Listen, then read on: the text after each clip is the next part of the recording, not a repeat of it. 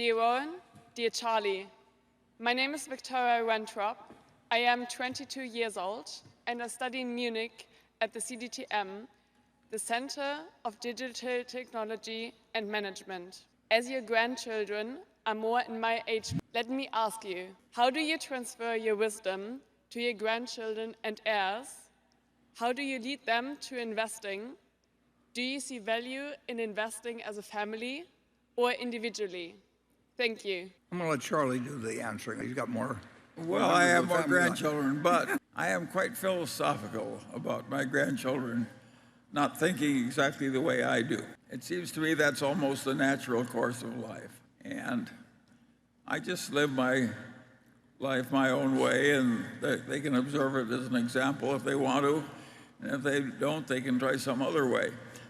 I don't like it when they try some other way. And I have to pretend that I like some of the boyfriends and girlfriends I don't like. But I just struggle through like everybody else. And usually I just bite my tongue and keep silent. That's my way of handling it. Well, I would say that I think that, in my case, my three children have grown a lot smarter in the last 30 years, and I think I've grown smarter. Well, I know, but you needed a lot of help.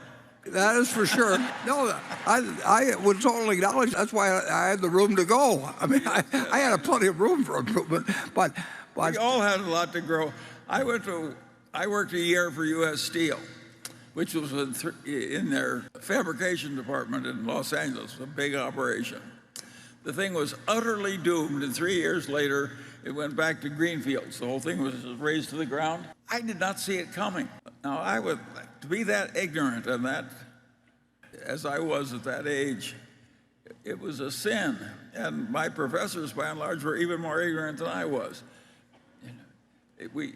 Nobody had observed the basic economics of business in a scientific way at all when I was young. Well, if we're getting into confession time, I have to tell you, it's 3:30. So we don't want to keep going on.